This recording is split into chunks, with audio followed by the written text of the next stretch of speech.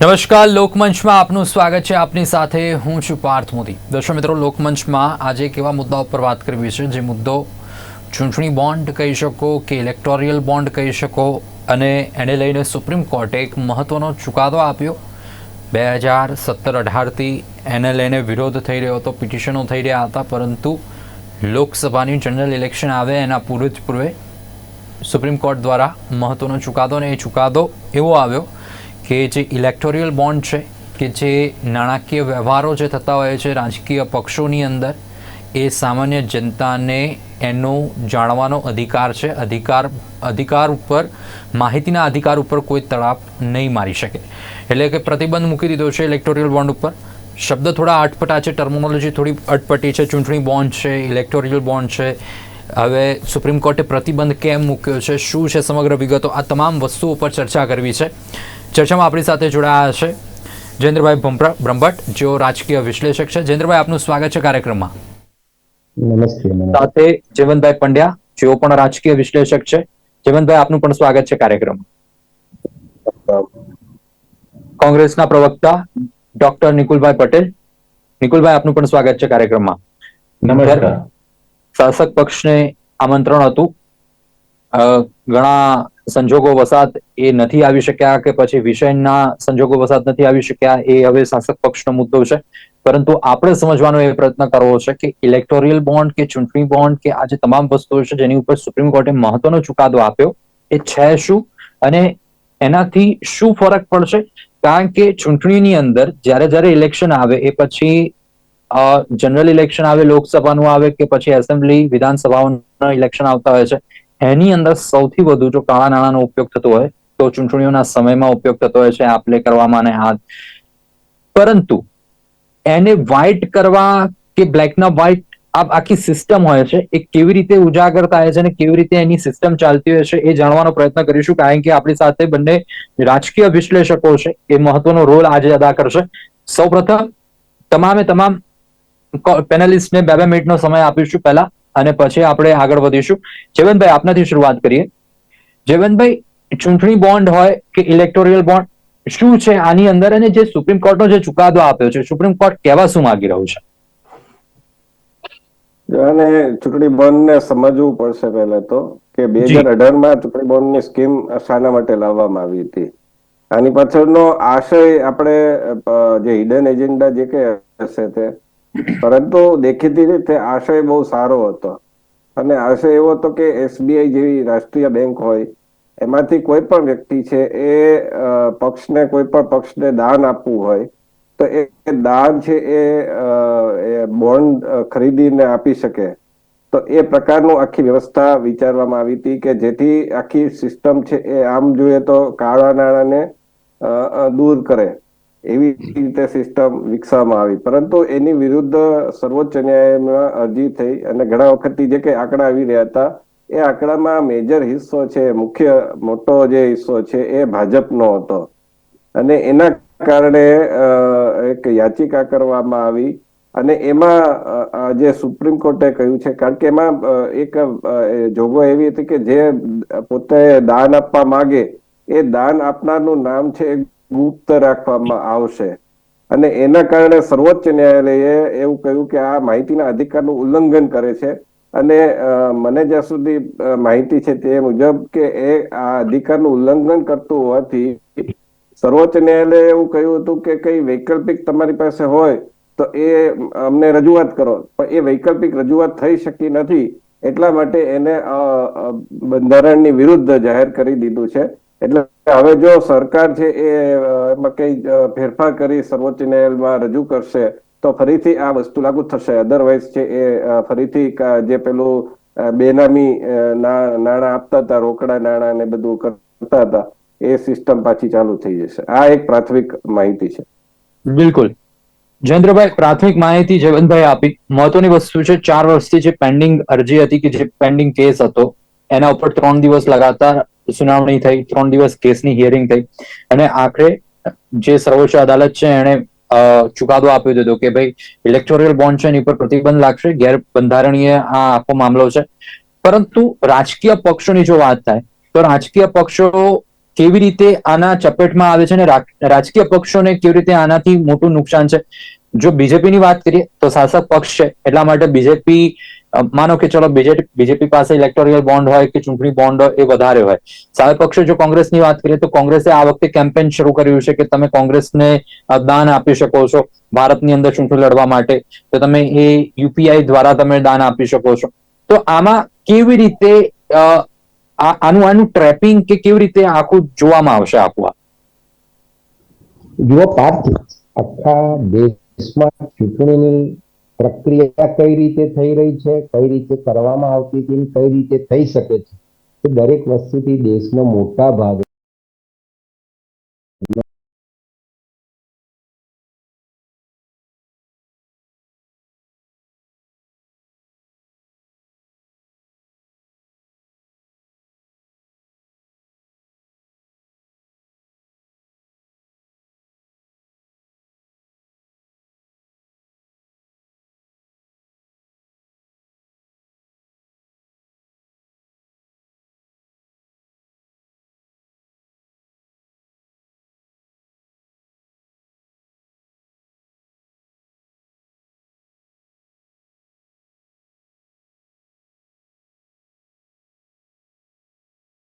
નાગરિક રાખે છે.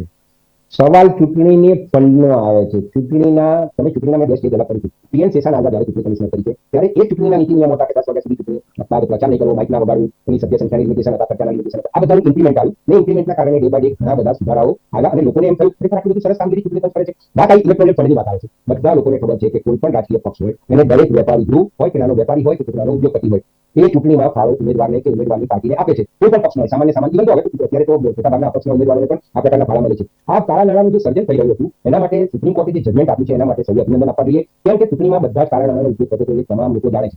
સવાલ આવતો હતો કે જે પાર્ટી સત્તામાં સૌથી દેશની બે મોટી પાર્ટી અત્યારે છે સમગ્ર દેશમાં વ્યાપેલી, ભાજપ અને કોંગ્રેસ, બંને પાર્ટીઓ જોડે કાર્યકર્તાઓનો સમૂહ છે, સમર્થકોનો સમૂહ છે, વિચારકોનો સમૂહ છે, એમની સાથે જોડાયેલા લોકોનો સમૂહ છે. સામે નાની નાની રાજ્યની પાર્ટીઓ છે જેની જોડે લિમિટેશન છે, તે રાજ્ય બહાર જઈ નથી શકતી કે રાજ્ય બહાર એમને કોઈ બીજો ફાયદો નથી. ફાયદો એવો થતો કે રાજકીય પક્ષો નાના ગૃહોને કેટલાક અનઓફિશિયલ બેનિફિટ્સ આપીને એમના જોડે ચૂંટણી ફંડ લેતા હતા. કોઈ આ બોન્ડ આવ્યા પછી કોઈ બોન્ડ થ્રુ એ લીધું કે આનાથી સિમ્પલ વર્ડમાં જો વાત કરીએ તો રાજકીય પક્ષોને કેવી રીતે નુકસાન? રાજકીય પક્ષોને એટલા માટે નુકસાન થાય કે જે વસ્તુ તમને બોન્ડના નામે મળતી, મોટા પક્ષને નુકસાન નથી થતું. જુઓ, ભાજપના 25 કરોડ જાણે સભ્ય સંખ્યા હશે તો દરેક સભ્ય એનો સભ્ય સંખ્યાના નામે યુપીઆઈ થી કે બોન્ડ ટ્રાન્સફર કરીને કે ખરી એમના એકાઉન્ટમાં જમા કરીને 10-10 હજાર આપે તો બી કરોડો રૂપિયા થઈ જાય છે. કોંગ્રેસના બી કરોડો રૂપિયા થાય છે. સવાલ એ આવે છે કે જે નાની પાર્ટીઓ છે કે જે ફક્ત ને ફક્ત નાના સ્ટેટ પૂરતી મર્યાદિત છે, તો બીજા કોઈ રાજ્યમાં એમનો કોઈ પ્રભુત્વ નથી, 1 કે 2 સીટોમાં જીતી શકે છે મત વિસ્તાર પર. એ લોકોને, જે લોકો અયોગ્ય લાભ લઈને રાજકીય પાર્ટી જે રૂલિંગમાં હોય કોઈ બી રાજ્યની નાની પાર્ટી, તો એ લોકોને અનડ્યુ એડવાન્ટેજ એને કહેવાય કે જે આપીને જે સત્તાધારી પક્ષ જે રાજકીય આર્થિક ફાયદા લઈ રહી હતી એના પર થોડી લગામ આવશે ને આ બધું જરૂરી છે. લગામ આવશે. નિકુલભાઈ, એડીઆર દ્વારા association four democratic reforms, ADR દ્વારા 2019 ની અંદર ચૂંટણી પંચના વિરુદ્ધમાં એક અરજી દાખલ થઈ, જેની સુનાવણી 4 વર્ષ આખી પ્રક્રિયા પેન્ડિંગ રહીને આખરે 3 દિવસ હિયરિંગ ચાલ્યું ને આનો કેસનો ચુકાદો આવ્યો. જો નુકસાન બીજેપીને છે તો સામે પક્ષે નુકસાન કોંગ્રેસને પણ છે. જો બોન્ડના નામે એવી વાત છે કે આઈડેન્ટિફિકેશન તમારું ગુપ્ત રાખવામાં આવશે ને તમે 2000 થી વધારે જેટલા બોન્ડ હોય તમે આપી શકો, 2000 રૂપિયાથી વધારે, એ પછી જે તે રાજકીય પાર્ટીઓ એને એન્કેશ કરાવી શકે બેંકમાંથી. આ પરિસ્થિતિની અંદર જોવા જઈએ તો રાજકીય પાર્ટીઓ માટે આ જે ચુકાદો આવ્યો છે સુપ્રીમ કોર્ટનો, એ કેવી રીતે સારો ગણવો, ખરાબ ગણવો, શું ગણવું? હા, ક્યારે બીજેપી મોટી પાર્ટી છે એટલે બીજેપીને કદાચ એક મોટો ફટકો લાગે, પણ કોંગ્રેસને બી તો સામે પક્ષે ફટકો લાગશે. ના, સૌ પ્રથમ હું આ વસ્તુના કહેવા માંગીશ કે ભારતીય જનતા પાર્ટીની સરકાર આ એક મની બિલ તરીકે સંસદમાં ખરડો તરીકે લઈને આવી અને ત્યારના જે ફિનાન્સ મિનિસ્ટર હતા અરુણ જેટલીજી સ્વર્ગવાસ થઈ ગયા છે, એમને એક મોટિવ સાથે અને બિલ રજૂ કર્યું હતું અને મની બિલ હોવાના લીધે રાજ્યસભામાંથી પારિત નતું થયું. ઓબ્જેક્ટિવ હતું કે ટ્રાન્સપરન્સી, એકાઉન્ટેબિલિટી એ બધા સાથે, પરંતુ આ બિલની જોગવાઈઓમાં જે ગાઈડલાઇન્સ હતી, મારા ખ્યાલથી હું જે સમજુ છું એ આરટીઆઈના દાયરાની બહાર. બીજું કે કોણ ફંડિંગ કરે છે એની જાણકારી સરકાર રાખી શકશે. ત્રીજી વસ્તુ કે ઇલેક્ટોરલ બોન્ડ્સ ના એકાઉન્ટેબિલિટી વધશે, પરંતુ જે લોકોના પૈસા છે, સમજી લો ઇલેક્ટોરલ પોલિટિક્સની અંદર લોકો વોટર્સ જે છે એ ઇમ્પોર્ટન્ટ છે, તો એમને બી જાણકારી હોવી જરૂરી હતું. એ બધી વસ્તુ કોંગ્રેસે શરૂઆતથી જ સંસદની અંદર પ્રશ્ન ઉઠાવ્યા હતા, પરંતુ આપણે જોયું કે જે રીતના એક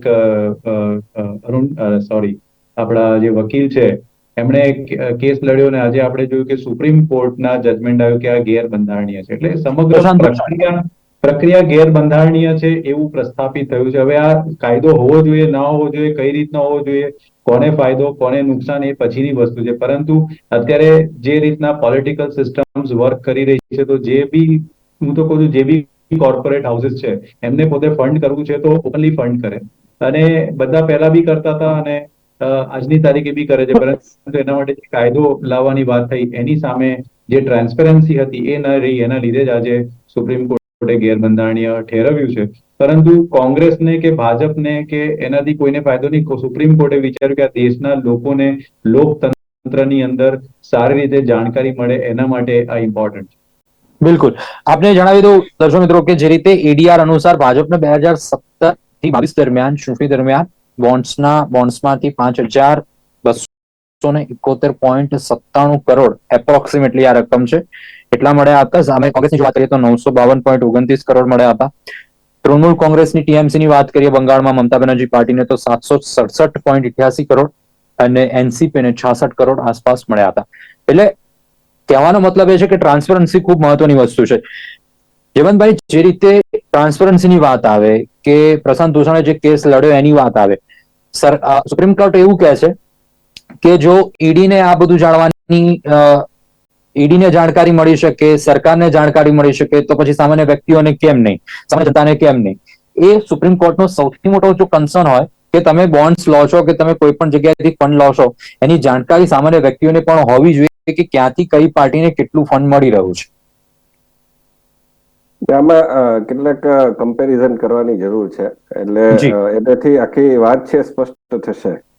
પહેલી વાત તો એ છે કે અગાઉની પરિસ્થિતિ શું હતી એ વાત આપણે જાણવી પડે.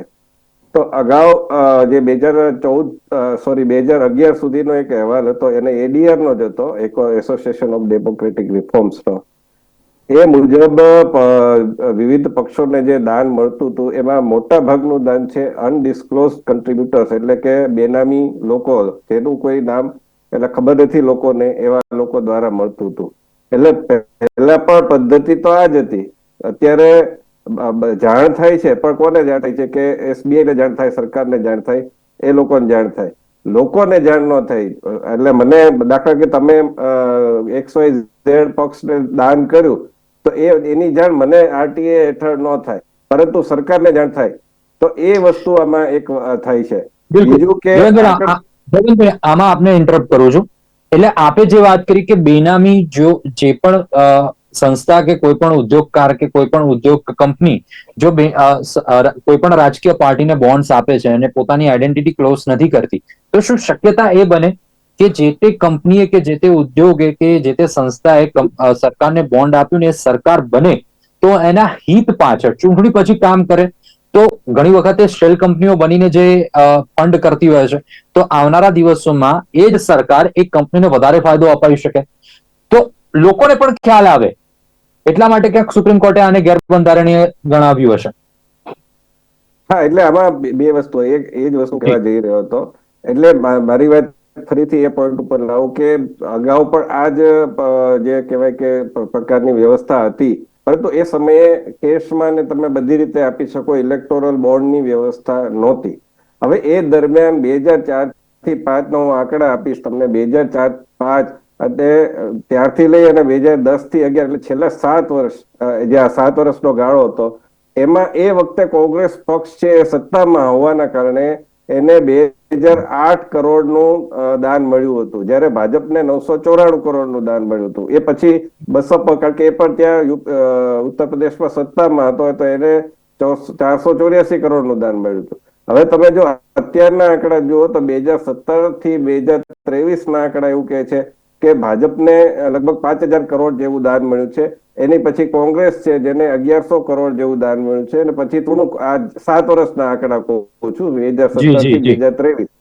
તો એમાં ત્રીજા નંબરે તૃણમૂળ કોંગ્રેસ છે, કારણ કે એની સંભાવના મમતા બેનર્જીની સંભાવના વડાપ્રધાન બને એવી રહેતી હોય છે.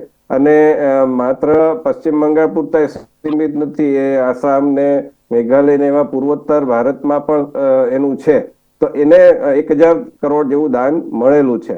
હવે આમાં એક વ્યવસ્થા એ છે કે SBI દ્વારા જાય છે, એટલે આમાં કોઈ પ્રકારનું એ નથી થવાનું કે દાખલા કે પહેલા કાળા નાણાં આપે તો કોઈ પણ પક્ષ છે એને એ પક્ષ પાસે જાય તો કેસ માનો કે કોઈ XYZ ખજાનચી હોય એની પાસે 1000 કરોડ આવ્યા તો એમાંથી એ માનો કે 500 કરોડ બતાવી દે અને 500 કરોડ પોતાના ખિસ્સામાં નાખે, તો લગતા વળગતા 3-4 જણા હોય એના ખિસ્સામાં જાય, સ્વિસ બેંકમાં જાય. આ પ્રકારની શક્યતા રહેતી હતી ને શક્યતા ઉભી થતી હતી.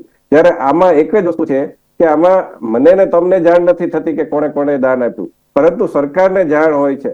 બીજું કે આમાં ગુપ્તતા એટલા માટે રાખવામાં આવી છે એવું મારું મંતવ્ય છે કે આમાં દાખલા તરીકે XYZ એ દાન આપ્યું તો હવે એને ખબર છે, એ સત્તામાં રહેલી પક્ષને થાય કે ભાઈ આ XYZ કોંગ્રેસને દાન આપ્યું પણ ભાજપને નથી આપ્યું, અથવા તો તૃણમૂલને આપ્યું પણ કોંગ્રેસને નથી આપ્યું, તો એના વિરુદ્ધ એ ખરાબ પેલું આશય રાખી અને એના વિરુદ્ધ કાર્યવાહી કરી શકે અને એને કોઈ રીતે હેરાન કરી શકે. તો આ એક મોટિવ હતો, પરંતુ સુપ્રીમ કોર્ટને એવું લાગ્યું કે આ મોટિવ છે એ યોગ્ય નથી અને એનાથી માહિતીના અધિકારનો ભંગ થાય છે, એટલે એને બંધારણ વિરુદ્ધ ગણાવ્યું છે. બિલકુલ. તો જે તે વ્યક્તિ જો દાન આપે એની આઈડેન્ટિટી જો ડિસ્ક્લોઝ ના કરવામાં આવે તો XYZ પાર્ટી જીતે તો એ પછી એના હિતના વિશે એ સામેવાળી વ્યક્તિ ઉપર કાર્યવાહી કરે કે એક રિવેન્જ વાળી એક ગેમ જોવા મળે. પરંતુ નિકુલભાઈને કે કેવું ન જીતે તો પણ માનો કે XYZ અત્યારે ભાજપ સત્તામાં છે, બરોબર, અને કોંગ્રેસને દાન આપે તો એ ભાજપ છે એની સામે કિન્નાખોરી રાખીને કાર્યવાહી કરે, કોઈને કોઈ રીતે હેરાન કરે, દરોડા પડાવે, તો એ વિપક્ષને પણ ફાયદો જ છે આ ઇલેક્ટોરલ બોન્ડથી મારી દ્રષ્ટિએ તો. બિલકુલ. નિકુલભાઈ પાસે જવું છે, પહેલા જયેન્દ્રભાઈ પાસે જતા. જયેન્દ્રભાઈ, જે રીતે સુપ્રીમ કોર્ટે વાત કરી કે માહિતી અધિકારનું જે ભંગ થઈ રહ્યું છે, ચલો SBI ને ખબર પડે કારણ કે બોન્ડ્સ આવે છે એટલે SBI ને ખબર પડે કે કઈ કંપની કોના દ્વારા કેટલું ફંડ આવ્યું છે કે કેટલા બોન્ડ્સ આવ્યા છે, ED ને ખબર પડે, સરકારને ખબર પડે, સામાન્ય વ્યક્તિઓને જો નથી ખબર પડતી, ધારો કે XY કંપની બોન્ડ, એક XY કંપની કોઈ રાજકીય પાર્ટીને આપે છે, બોન્ડ્સ આપે છે કરોડો રૂપિયાના, અને એ રાજકીય પાર્ટી જીતે છે, જો સામાન્ય વ્યક્તિને ખબર હોય તો એ ડેફિનેટલી એક વસ્તુ છે કે જો ખબર પડશે સામાન્ય વ્યક્તિને તો એ સામાન્ય વ્યક્તિઓ પણ એક કંપનીની અંદર ઇન્વેસ્ટ કરી શકશે, શેર માર્કેટના માધ્યમથી કે અલગ માધ્યમથી, તો સામાન્ય વ્યક્તિઓને પણ ફાયદો થશે. ઘણી વખત આ ખબર નથી હોતી તો સામાન્ય વ્યક્તિઓને ફાયદો નથી થતો હોતો આની અંદર. આમાં બે વસ્તુ છે કે પાર્ટી રાજકારણમાં જયારે દેશ ચલાવવા નીકળેલી રાજકીય પાર્ટીઓ, એ બધા પાર્ટીના શીર્ષસ્થ નેતાઓને પોતાની પાર્ટીની ફાઇનાન્શિયલ પરિસ્થિતિ ખબર હોય છે અને એનું આયોજન એ લોકો લાંબા સમયનું કરતા જ હોય છે. પરિસ્થિતિ એવી આવી કે જેમ જેમ છેલ્લા 10 વર્ષમાં ડિજિટલ પેમેન્ટ શરૂ થયા અને સાથે સાથે આરટીઆઈની એક્ટિવિસ્ટો થોડા વધ્યા. તમે આમ જોવા જાઓ કે તમે આરટીઆઈ એક્ટિવિસ્ટના આમાંથી બાદ રાખી કે માહિતીના અધિકાર નીચે એને રિસ્ટ્રિક્ટ કરેલો કાયદો હતો, એટલા માટે તમે એમ તો જુઓ કે દેશમાં કેટલા લોકો આરટીઆઈ નીચે માહિતી માંગી રહ્યા છે, કેટલી સંખ્યા તમે ગણી શકો, ગુજરાતમાં કેટલી સંખ્યા ગણી શકો. એ સિવાય તમે આજે બી રાજ્યના માહિતી કમિશનર જોડે માહિતી માંગો તો તમને જાણવા મળશે કે સમગ્ર રાજ્યમાં, સમગ્ર દેશમાં કેટલી બધી અરજીઓ પેન્ડિંગ છે કે અપૂર્ણ માહિતી આપવામાં આવી છે. આ તો 2005 થી આરટીઆઈ એક્ટ શરૂ થયા પછી આ બધી મુશ્કેલીઓ બધાની જોડે હતી. આ એક મુદ્દો કરતા સૌથી અગત્યની મુદ્દો એ છે કે રાજકીય પક્ષોને માત્ર ને માત્ર જે ઉદ્યોગિક ગૃહો કે જે વ્યક્તિગત પેઢીઓ જે લાભ આપતી હતી એ લાભ પર લિમિટેશન આવશે ને એની સામે તમે આ ભાજપની કોંગ્રેસની વાત કરે છે. હું તમને ભાજપમાં એક સ્કીમ ચાલે છે, આજીવન સહયોગ નિધિ.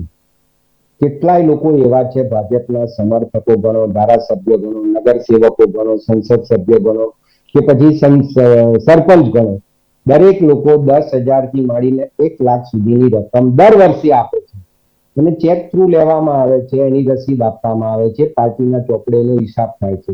તો જે પાર્ટી સત્તામાં હોય એની જોડે આ પ્રકારના આંકડા આવતા હોય તો સ્વાભાવિક છે કે એનું ભંડોળ વધવાનું. કોંગ્રેસ સત્તામાં હતી, કોંગ્રેસની જોડે બી મોટા મોટા બિલકુલ, ઉદ્યોગીઓએ એ તો એક વસ્તુ છે. પણ જયેન્દ્રભાઈ, અશોક ગેહલોતનું એક નિવેદન છે. અશોક ગેહલોત કહી રહ્યા છે કે આઝાદી પછીનું આ સૌથી મોટું રૂપિયાઓનું કૌભાંડ કહી શકાય. શું આને કૌભાંડ કહી શકાય કે પછી કૌભાંડ ના કહી શકાય? કારણ કે તમામ રાજકીય પાર્ટીઓ તો આની અંદર જોડાયેલી છે. તમે પાર્થ, તમે સમજો, બધા રાજકીય પાર્ટીઓને ખબર છે કે કોણ કેટલા નાણાં આપે છે, કોને કોને આપે છે. ને એવું નથી કે કોઈ વ્યક્તિગત ઔદ્યોગિક ગૃહ એક જ પાર્ટીને આપે છે. દરેક પાર્ટીના આપે છે, દરેક વ્યક્તિઓને આપે છે, દરેક પક્ષને આપે છે.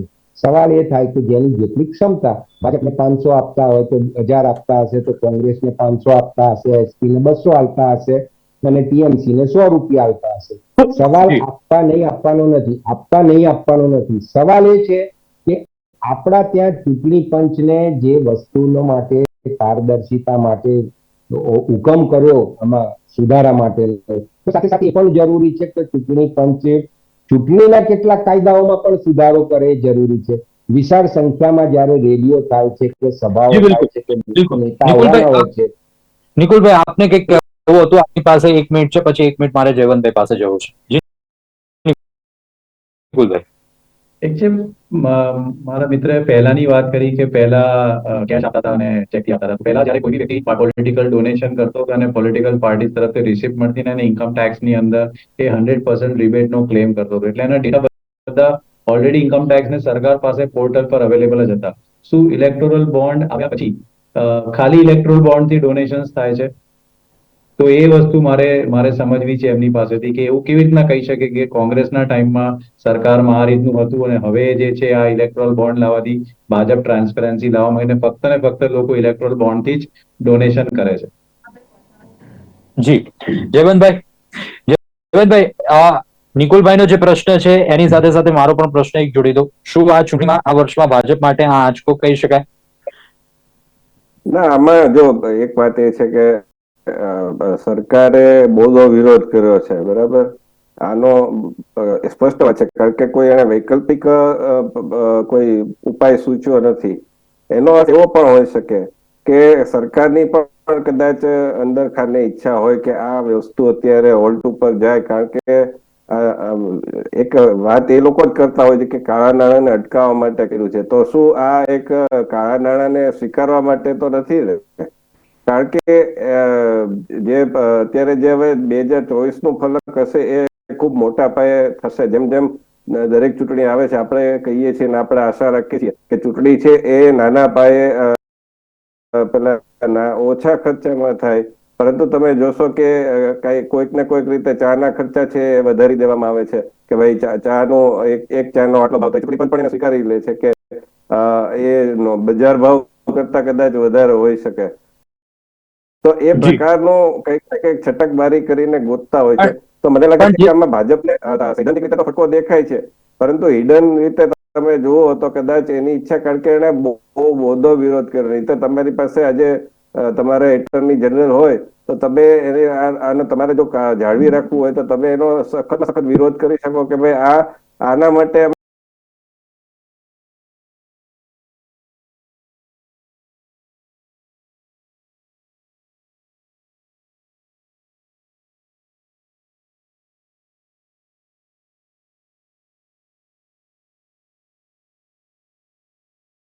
કરેલું છે અને આમાં કોઈ ઉલ્લંઘન થતું નથી.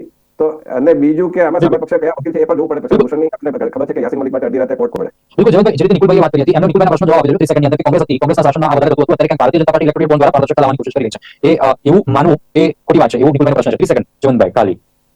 જો હું સૈદ્ધાંતિક વાત કરું છું, એમાં પછી તમે છટકબારી કરીને ગમે તે કરી શકો. એટલે માનો કે ઇલેક્ટોરલ બોન્ડથી નથી મળતા અને બીજી કોઈ રીતે મળે છે તો એ જુદી વાત છે. પરંતુ આ ઇલેક્ટોરલ બોન્ડના સંદર્ભમાં આપણે ચર્ચા કરીએ છીએ અને પહેલા ઇલેક્ટોરલ બોન્ડ જ નહોતો, એટલે આવી કોઈ સિસ્ટમ જ નહોતી. એટલે પહેલા છે એ વધારે પ્રમાણ હતું, હવે ઓછું છે. એમ કહી જી. શકાય. અથવા તો એક વ્યવસ્થા કરવામાં આવી છે ને સૈદ્ધાંતિક રીતે આ વ્યવસ્થા સારી છે, કારણ કે એસબીઆઈ દ્વારા જાય છે, રાષ્ટ્રીય બેંક દ્વારા જાય છે, એટલે એમાં એટલું ખોટું થવાની સંભાવના નથી. પછી તો હવે ખોટું કરવું હોય જેને તો એ તો કંઈક ને કંઈક છટકબારી શોધી જ બિલકુલ. લેતા હોય બિલકુલ, છે, એ બિલકુલ. આપણને ખબર છે. એટલે એની આપણે એ જયારે બહાર આવશે ત્યારે એમાં પણ આપણે ચર્ચા કરશું. બિલકુલ, ડેફિનેટલી. એ પણ જ્યારે બહાર આવશે ત્યારે ચર્ચા થશે. પરંતુ દર્શક મિત્રો, મહત્વની ચર્ચા થઈ ઇલેક્ટોરલ બોન્ડ ઉપર જ્યારે પ્રતિબંધની વાત કરીએ, સુપ્રીમ કોર્ટે ગેરબંધારણની વાત કરી, એટલે હવે તમામ રાજકીય પાર્ટીઓ પોતપોતાના હવે સમીકરણો અલગ અલગ સેટ કરશે કે હવે કેવી રીતે, ક્યાંથી કેવી રીતે ફંડ આવશે, કેવી રીતે સમીકરણો ગોઠવવા. આ તમામ વસ્તુઓ ચૂંટણી પૂર્વે અલગ અલગ દિશાની અંદર જતું જોવા મળશે. આવનારા દિવસમાં શું ફરીથી આની ઉપર કઈ સ્ટે આવે છે કે કોઈ વસ્તુ આવે છે કે કોઈ અરજી થાય છે કે નથી થતી, એ પણ જોવાનું રહેશે. પણ આપણી સાથે અત્યારે જોડાયા નિકુલભાઈ, જયવંતભાઈ, જયેન્દ્રભાઈ, આપ ત્રણે અમારી સાથે જોડાયા. દર્શક મિત્રોને માહિતી મળી બદલ ત્રણેયનો આભાર. Thank you very much. દર્શક મિત્રો, લોકમંચની આજે બસ આટલું જ. ફરી મળીશું. નમસ્કાર.